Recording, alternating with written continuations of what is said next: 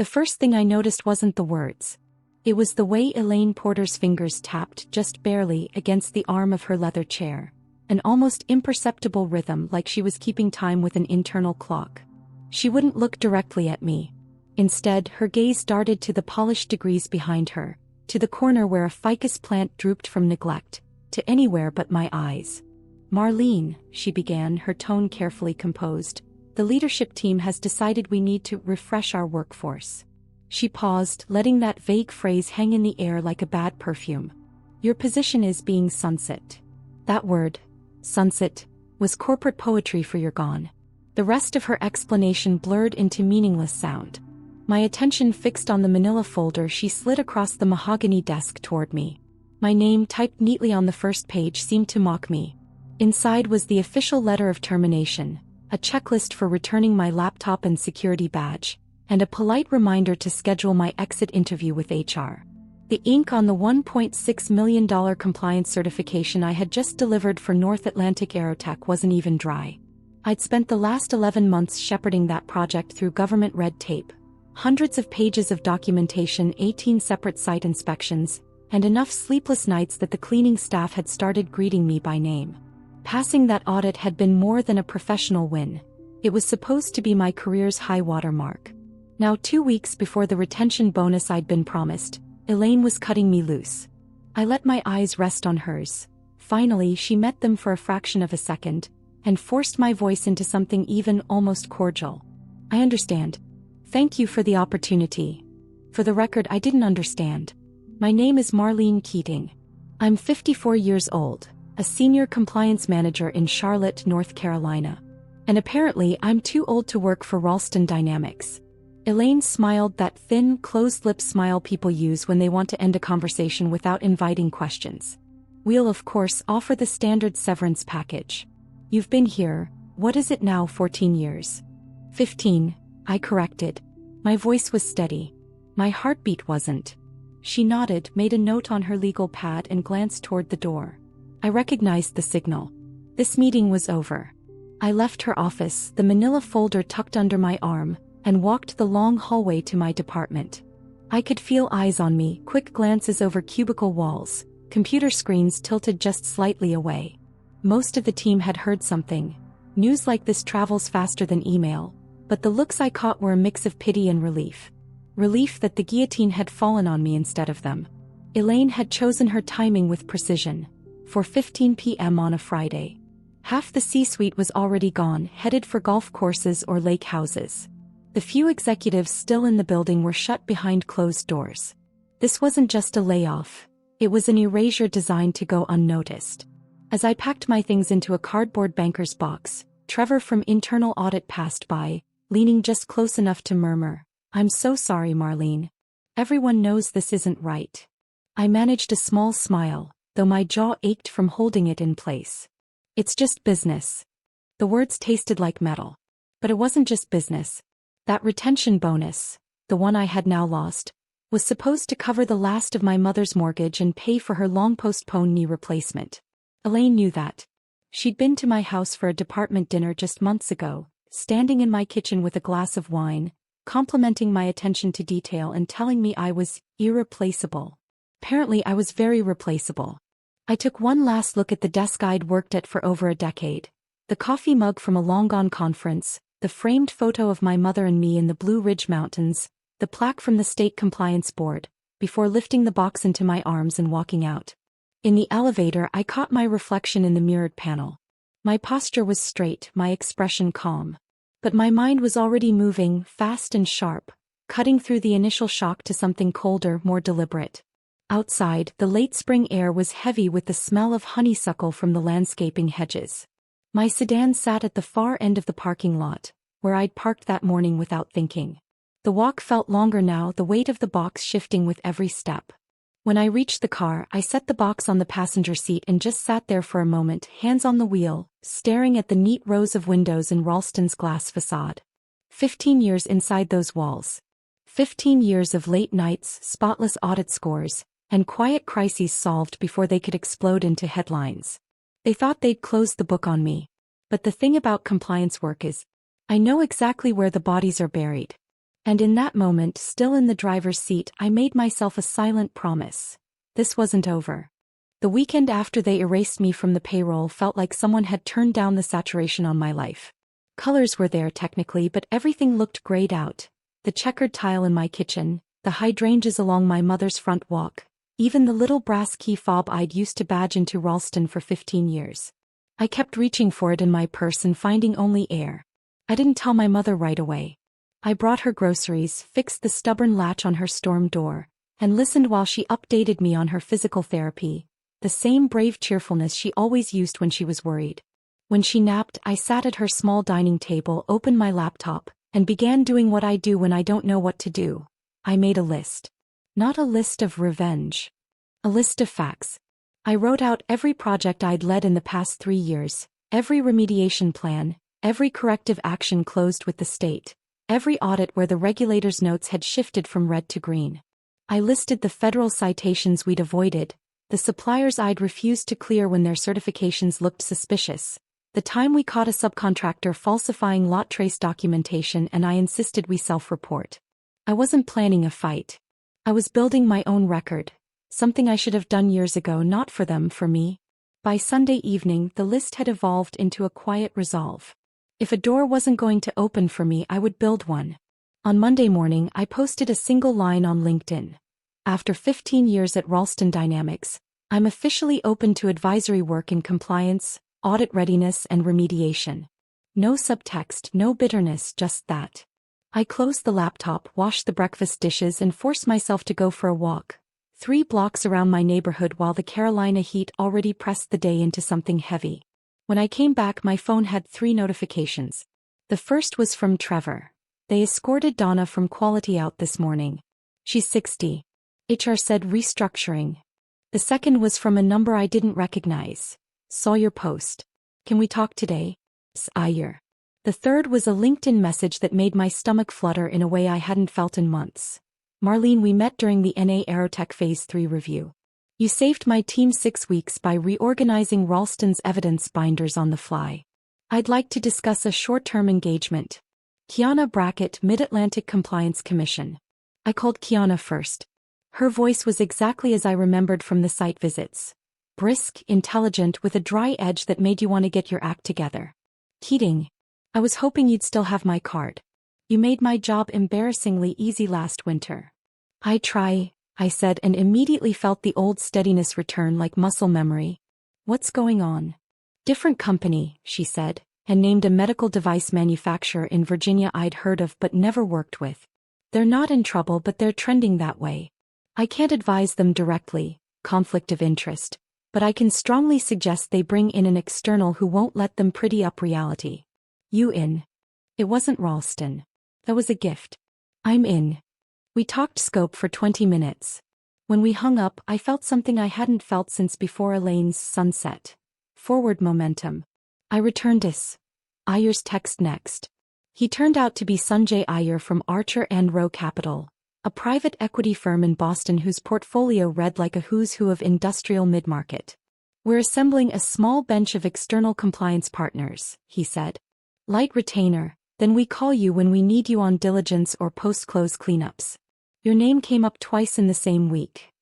From whom? I asked, more curious than cautious. He chuckled. Regulators talk, Marlene. And so do your competitors. The NDA arrived in my inbox 10 minutes after we hung up. I read every word like it was the first contract I'd ever seen. It was standard and it was serious. I signed. The next 6 weeks rebuilt me. The Virginia device manufacturer was a mess in the way busy companies get messy. Not villains, just shortcuts layered on shortcuts until no one could see the original floor. I spent 12-hour days on their plant floor in Danville, walking the line with supervisors who started the week defensive and ended it handing me their problems before I even asked. We overhauled their batch record flow, established training that actually trained, and fixed a calibration program that had become a calendar ritual with no meaning. On the final day, their VP of Ops shook my hand with both of his. I thought you were here to make us look bad, he said. You made us better. The check cleared.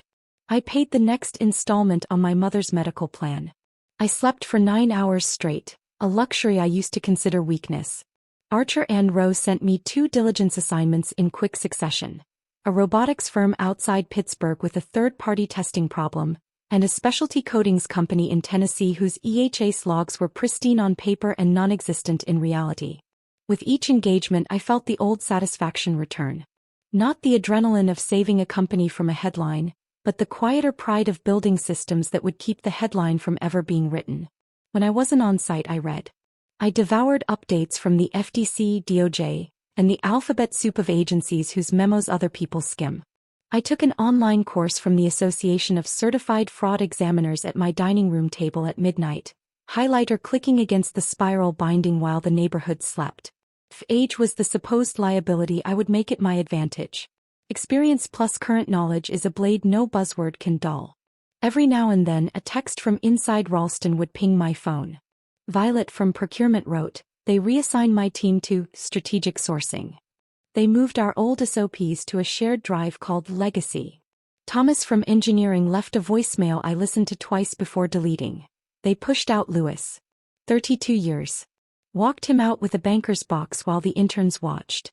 I didn't respond. Not because I didn't care, I cared too much.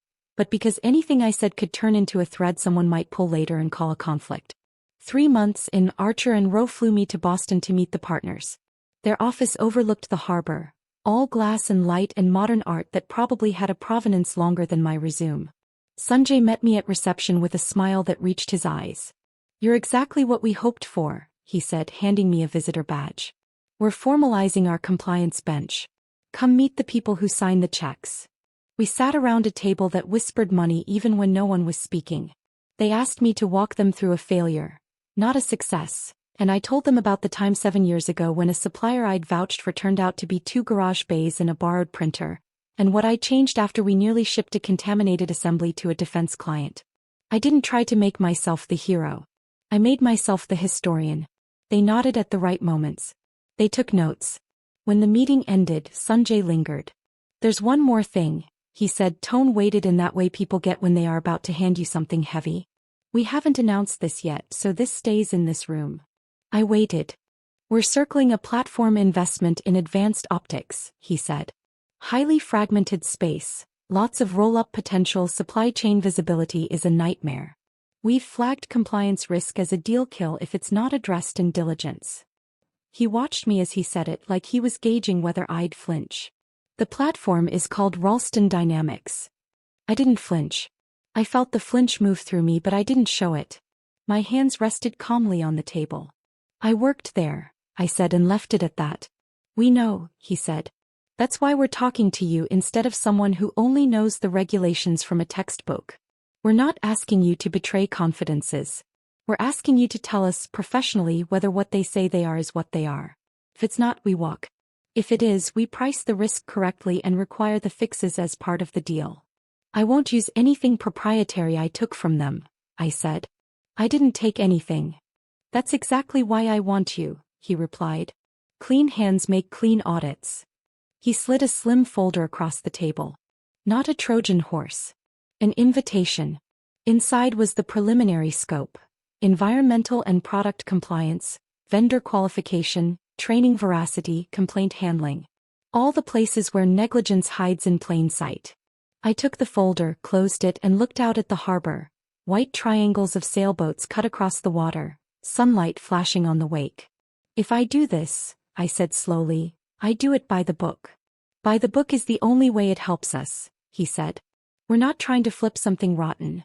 We're trying to buy something real. If it's rotten, we'll thank you and run. I flew back to Charlotte that night with the folder in my bag and a steady drum in my chest. I drove straight to my mother's house, found her in the den watching a rerun of a cooking show, and sat on the edge of the couch. I have a job, I said. A complicated one. She muted the TV and turned to me, her hands folded around her tea. Are you going to be okay? I think so, I said and meant it. I'm going to do it right. She patted my hand. You always do. The next weeks were a study in restraint. Archer and Rowe's legal team built a firebreak between my prior employment and the diligence scope. I disclosed the dates I'd worked at Ralston, my titles, the divisions I'd touched. We agreed I would not interview anyone I supervised or trained. I would not access internal files unless they were produced to me through the same data room any third-party consultant would use. If someone in an interview volunteered something I knew to be false from my own history, I would note the inconsistency without citing my memory. It was slow, fussy, and absolutely necessary. When the data room opened, I felt a stranger's dismay at a familiar mess. Policies copy-pasted from a consultancy PDF with the logo still in the footer. Training records completed in batches on the last day of the quarter.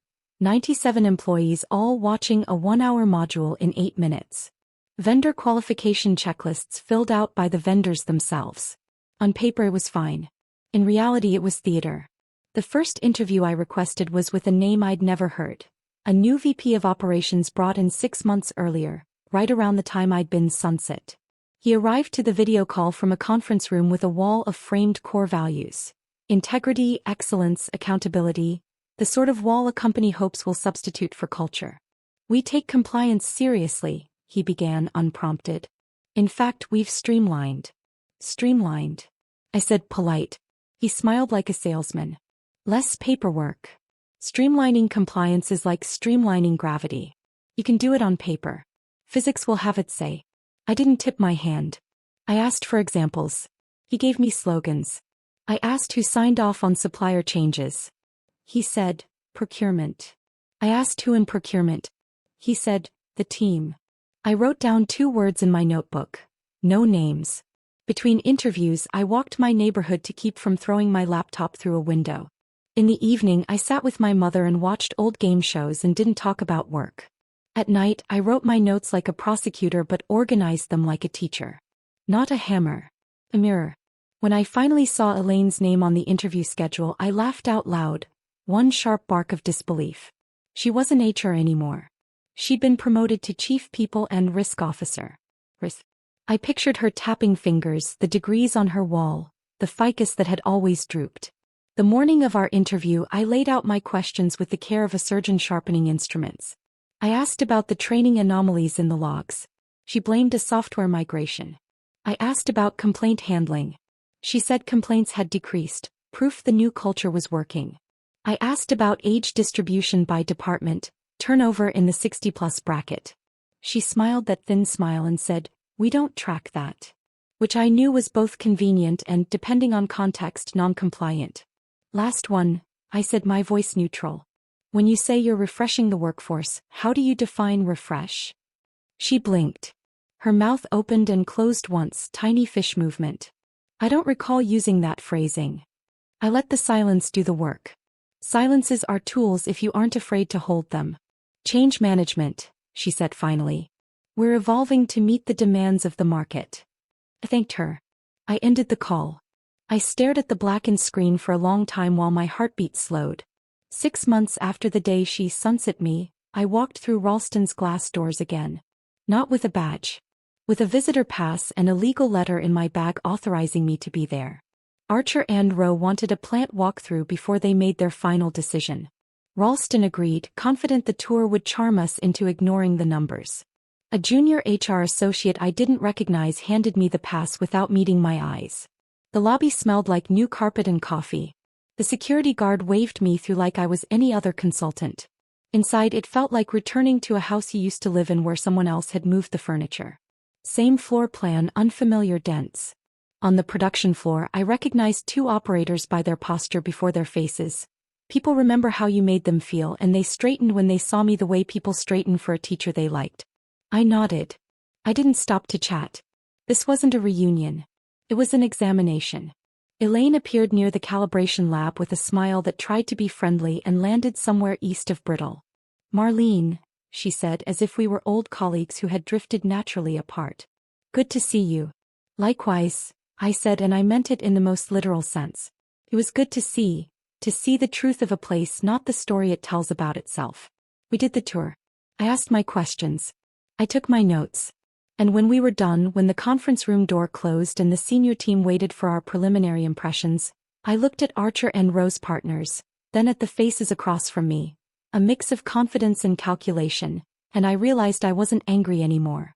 I was ready. Here's what I see, I said, voice steady, hands folded, every word weighed. And here's what it will take to make this company what you say it already is. Justice, I've learned, rarely looks like lightning.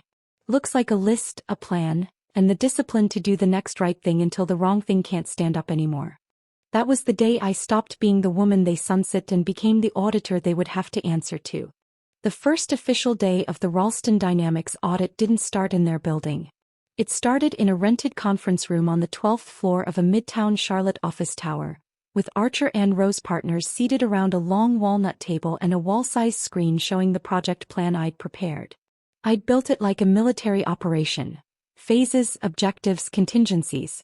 My approach wasn't to storm the gates. It was to follow the paper trail until it either led me to clean processes or into the shadows where negligence likes to hide. Sanjay opened the meeting. Ralston thinks this is a formality. They're expecting a light touch. They don't realize we brought a scalpel. I didn't correct him. A scalpel was fine. The truth was I was bringing an entire surgical team. That afternoon I walked into Ralston's main campus with a different kind of armor. Visitor badge clipped to my lapel. Notebook in one hand. Neutral expression in place. The lobby smelled faintly of carpet cleaner and espresso. A little too perfect, like they'd staged even the air. Elaine didn't greet me this time. Instead, a young man named Kyle from risk management escorted me to a temporary office they'd set up, far from the executive suite, near a seldom-used training room. "Let us know if you need anything," he said, smiling with the politeness of someone reading from a script. I set my bag down, opened my laptop, and began the first pass through their internal data room. The files were organized in a way that screamed haste, whole folders labeled archive with subfolders like old and old. Training logs had been converted to PDFs so grainy you could barely read the timestamps. Batch records with critical signatures had been scanned at angles, as if to avoid close scrutiny. These weren't the messy oversights of a busy company. This was someone trying to get through an audit by giving me just enough to check a box. By the second day, I'd requested my first batch of in-person interviews. They couldn't refuse. Archer and Rose's purchase offer was contingent on a clean compliance report. First up was a shift supervisor from the optical assembly line, a wiry man named Darren who'd been with Ralston longer than I had. His eyes flicked to the closed door before he sat. "Off the record?" he asked. "There's no such thing in this process," I said. "But I'll protect your confidentiality to the extent the law allows." His voice was low. "They're pushing product out without final inspection. Been doing it for months to meet ship dates. Elaine calls it proactive fulfillment." I wrote the words exactly as he said them. Proactive fulfillment. A euphemism with teeth. Every interview seemed to add a brick to the wall. A quality engineer admitted they'd been told to skip supplier requalification unless there's an incident. A safety tech showed me a maintenance log where equipment calibrations were marked complete on days the lab was closed for holidays. A procurement manager, a woman I'd never met, confessed she'd been instructed to approve a new vendor without verifying their ISO certification because the VP had a personal relationship with the owner. I didn't react. I didn't raise my voice. I just asked for documents. Midway through week 2, the tension in the building had shifted. People who knew me from before gave me quick, almost imperceptible nods in the hall. Others avoided eye contact altogether. Elaine stayed out of sight. Gregory, the CEO, pretended not to notice me in the cafeteria line. It was in that same cafeteria that Violet found me. She'd aged in the months since I'd last seen her, dark circles under her eyes. She waited until I'd stepped aside with my coffee. "You're here for Archer and Rowe?" she asked quietly. "Yes." She exhaled as if deciding something. "Check the retention numbers for over 50s in the past 2 years. You'll see the pattern." When I returned to my temporary office, I requested the HR turnover reports by age group. What I got instead was a spreadsheet with the age column deleted. I made a note.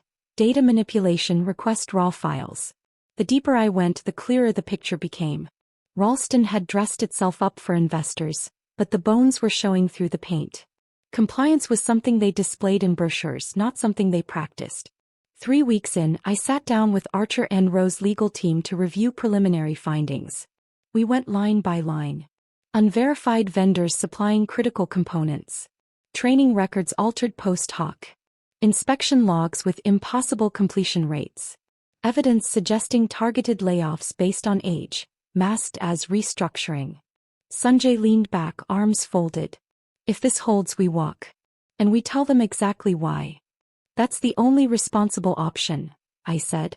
My voice was calm, but inside I could feel the old wound beginning to close. Not from vengeance, but from the certainty that truth was being documented. The next morning, Elaine requested a catch-up meeting with me. Her email was polite, almost warm. I accepted. We sat in a glass-walled conference room that offered no privacy but pretended to. I hope you're finding everything you need, she began. I am, I said. Though some of the files appear curated. Her smile tightened. We just want to be efficient. Efficiency is admirable, I said evenly, as long as it doesn't replace accuracy. For the first time, she didn't have a rehearsed answer. By the end of the month, the draft report was nearly complete. The findings were factual, sourced, undeniable. I knew when I submitted it to Archer and Rowe, it would trigger a conversation Ralston couldn't spin. And when that conversation happened, it wouldn't just be behind closed doors. The partners had already hinted they wanted me present when the results were delivered, in a room where the executive team would have to sit, listen, and confront the gap between the company they claimed to be and the one I'd seen up close. I closed my laptop that night with a rare feeling, anticipation. Not for payback. For accountability. The morning of the presentation, Charlotte's sky was washed in that hard, perfect blue that makes the city look like a postcard. I drove to Ralston's campus without music, my mind tracing and retracing the facts I was about to put on the table. Not theories. Not suspicions. Facts, documented, sourced, and immune to spin. Archer and Rowe had arranged the meeting in Ralston's executive boardroom, the kind of space designed to make visitors feel small. 12 leather chairs around a table of polished walnut. A wall of glass looking out over the manicured courtyard. Screens at either end, already glowing with the Archer and Rowe logo. I arrived early. That was deliberate. I wanted to watch them walk in. Gregory Hansen came first, crisp navy suit, smile dialed to charm but cautious. Behind him, Elaine Porter in a silk blouse the exact shade of champagne, a choice that read as both confidence and armor. Other VPs trickled in. Operations, quality, procurement. They avoided eye contact with me as if making it would acknowledge the reason I was there. Sanjay entered last with 2 other partners from Archer and Rowe. His greeting was polite but brief. Let's get started, he said, taking the head of the table. The first half of the meeting was almost civilized. Sanjay outlined Archer and Rowe's investment approach, their interest in advanced optics, the potential they saw in Ralston's market position. Gregory nodded in all the right places. Elaine leaned forward, hands clasped, radiating engaged leadership. Then Sanjay turned toward me. Marlene Keating will walk us through the compliance findings from our diligence process. Her mandate was to assess Ralston's operational integrity, regulatory posture, and risk exposure. Marlene. The shift in the air was immediate. I stood, remote in hand, and the first slide appeared on the screen. Summary of findings, confidential. I didn't rush. The power in moments like this isn't speed, it's precision. Over the past 30 days, I began, our review encompassed 412 documents, 26 in-person interviews, and 3 facility walkthroughs. What follows is a factual account of the gaps between Ralston's documented policies and observed practices. Slide 2, Vendor Qualification. I detailed 3 instances where suppliers lacked current ISO certification, yet continued to ship critical components. The dates were on the screen. The approvals bore signatures from current executives. Slide 3, Training Compliance. 97 employees recorded completing a 1-hour safety module in under 10 minutes on the same day within the same hour block. This pattern repeated across multiple quarters. No one spoke. Slide 4, Inspection Records.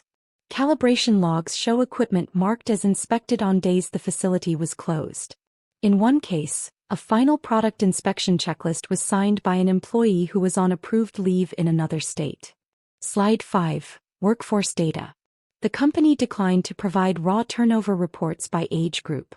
However, reconstructed data from department-level rosters indicates a disproportionate separation rate for employees over 50 in the last 24 months. Halfway through, Gregory's smile had vanished. Elaine's fingers were laced tightly enough to whiten her knuckles. One VP scribbled notes without looking up. I kept my tone level, my body language neutral. This wasn't about me versus them. It was about the truth sitting in the middle of the table, daring anyone to push it away. Final slide, risk summary. These gaps represent not only regulatory exposure but reputational risk. In regulated industries, integrity is not a branding statement. It's a requirement. Archer and Rowe must decide whether the cost of remediating these issues aligns with the value they see in acquiring Ralston. I clicked the remote and the screen went black. Questions. Silence. Then Gregory cleared his throat. Some of these anomalies could be explained if we had more time to provide context. Sanjay leaned forward, elbows on the table. That's why we engaged an independent auditor. Context is welcome. So are corrective actions.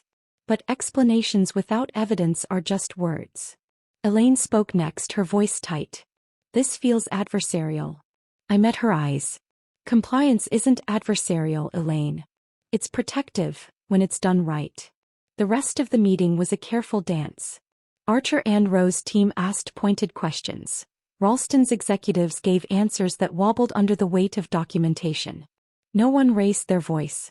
No one stormed out. But the imbalance in the room had shifted.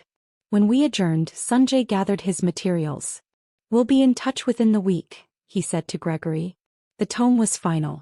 As we left the building, one of the operations managers I'd interviewed stood near the elevator bank. She didn't say a word, just gave me a small nod. The kind of acknowledgement you give someone who told the truth when it mattered. Outside, the air felt different. Not lighter exactly, but clearer. The facts were no longer mine to carry alone. They were in the open where they belonged. And I had a feeling that whatever Archer and Rowe decided next, Ralston's days of hiding behind polished brochures were over. 5 days after the boardroom presentation, my phone buzzed with a number I'd saved under Archer and Rowe, Boston HQ. Sanjay's voice was steady. Decisions made. Can you be on a call in 20 minutes? I closed my laptop, set my coffee aside, and sat at my kitchen table, the same spot where 6 months earlier, I'd posted a single-line update on LinkedIn and wondered if anyone would care. The call was brief. Archer and Rowe had decided not to proceed with the Ralston acquisition. The compliance remediation plan I'd drafted was solid, but the cost, the timeline, and the cultural resistance they'd seen firsthand made it a deal-breaker. Sanjay didn't sugarcoat it. We invest in potential, Marlene, not denial. Your work saved us months and millions. You also saved us from being tied to a company that would have bled value every quarter. That matters more than most people realize. When we hung up, I sat back and let the weight of those words settle. This wasn't revenge. It was prevention, and prevention leaves no headlines, just a quiet absence where disaster might have been. The news hit Ralston within hours. Violet texted me. Emergency all hands this morning. Rumors everywhere. Elaine is furious. By the next day, industry chatter spilled into the open. Trade publications reported the mysterious collapse of the optics deal. Off the record, people whispered about the compliance audit that had gone badly, very badly. 2 weeks later, a headline made it official. Ralston Dynamics Chief People and Risk Officer resigns amid investor scrutiny. The article mentioned Elaine by name. Gregory remained CO, for now, but his quote read like someone already defending history rather than shaping the future. Archer and Rowe offered me a longer-term engagement almost immediately. We want you on our go-to bench, Sanjay said. And not just for audits, for integration planning when we do close deals. It was more than a contract. It was a place to stand. I accepted. 3 months after walking back into Ralston as an auditor, I found myself at an industry compliance summit in Chicago, standing at a podium in a ballroom full of executives, regulators, and consultants. My presentation, from policy to practice, closing the gap before it costs you, wasn't about Ralston by name. But the case study I described, with its vendor gaps and proactive fulfillment euphemisms, needed no label for the right people to recognize it. During the coffee break, a VP from a competing optics firm approached me. We've heard about your work, he said. We'd like to talk about a compliance overhaul before our investors force it on us. The business card he handed me was heavy stock, the kind people use when they're serious. At home in Charlotte, my life was different in ways I hadn't expected. I'd moved my mother into a better rehab facility. Private room, daily physical therapy, and a view of a courtyard where she could watch the Cardinals in the morning. Her knee replacement had gone well.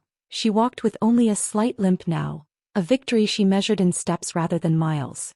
One evening, sitting together in her room, she set her knitting aside and looked at me with that sharp, direct gaze I'd grown up under. "You seem lighter," she said. "I am," I admitted. "Not because I won. Because I didn't have to lose myself to win." She smiled. "Your father would have liked that answer." Months passed. My calendar filled with client work. Some small, some sprawling and high stakes. Each project had its own mess, its own personalities, but they all shared one thing: a willingness to face the truth. That's why they called me. One Friday afternoon, as I packed for a Monday flight to Boston, an email landed in my inbox from an address I recognized instantly: g.hansen@ralstondynamics.com. Subject: coffee? Body: off the record. I think it's time I understood exactly what we lost. I stared at the screen for a long moment. Then I closed the email without replying. Some meetings change the course of a business. Some end a chapter. And some are better left unheld. On a cool autumn morning, I stood again at a podium. This time at the annual Association of Corporate Compliance Professionals conference.